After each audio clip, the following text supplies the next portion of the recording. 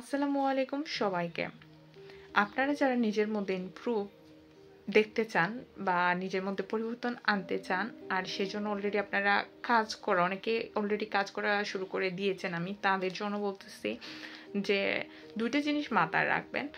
একটা হচ্ছে অলওয়েজ আপনার নিজের প্রতি নিজের আত্মবিশ্বাসটা থাকতে হবে প্রথমত, এবং সেকেন্ডলি যেটা হচ্ছে আমরা দেখা যায় সেই ক্ষেত্রে যখন আমরা নিজের মধ্যে পরিবর্তন আনার চেষ্টা করি, তখন দেখা যায় যেই বিষয়গুলা আমরা পরিবর্তন আনতে চাই আমাদের মধ্যে বা যে বিষয়গুলো আমরা শিখতে চাই, সেক্ষেত্রে অনেক দেখা যায় যারা যাদের অনেক ভালো এক্সপিরিয়েন্স আছে সেই বিষয়গুলো আমরা তাদের সাথে কিন্তু একটু হলেও বসতে চাই, তাদের সাথে কথা বলতে চাই বা তাদের এক্সপিরিয়েন্স সম্পর্কে জানতে চাই।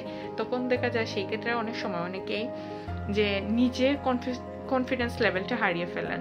যখন আমরা আমাদের যে হাই লেভেলের মানুষদের সাথে যখন বসি, তখন নিজেরা যেটা করি, যে ভুলটা করে থাকি, সেটা হচ্ছে আমরা সেই মানুষটা যেভাবে সুন্দরভাবে গুছিয়ে কথা বলে বা সেই মানুষটাকে নিজেকে যেভাবে প্রেজেন্ট করতেছে, আমরা কিন্তু ঠিক সেটা চাই, কিন্তু সেটা কিন্তু আমাদের মধ্যে এখনো সেটা বিল্ড আপ হয়নি বা হওয়ার জন্য আমরা সেই মানুষটার সাথে বসছি, সেটা আমাদেরকে বুঝতে হবে।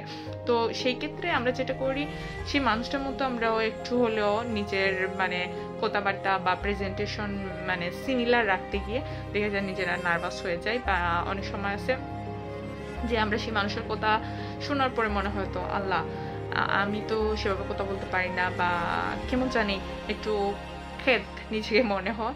সেক্ষেত্রে আমরা অনেকটা কনফিডেন্স হারিয়ে ফেলি। তো সেই জন্য বলবো যে কনফিডেন্স লেভেলটা আপ আপ অ্যান্ড ডাউন হবে, কিন্তু কখনো একদম আপনি কনফিডেন্স লেস হয়ে যাবেন না। কারণ হচ্ছে আপনি নিজে যেভাবে নিজেকে সেইভাবে প্রেজেন্ট করেন এবং আপনি বোঝানোর চেষ্টা করেন যে আপনিও আগ্রহী, সেই যে আপনার সামনে যে মানুষটা আছে সেই সামনের মতো আপনিও সেই সামনের মানুষটার মতো আপনি আপনার নিজেকে সেভাবে প্রেজেন্ট করতে চান, সিমিলার ভাবে, বা সেই জিনিসগুলা শিকার প্রতি আপনার ইন্টারেস্টটা রয়েছে, সেটা আপনি আপনার নিজের প্রেজেন্টেশনের মাধ্যমে বা নিজের কথাবার্তার মাধ্যমে তুলে ধরার চেষ্টা করেন।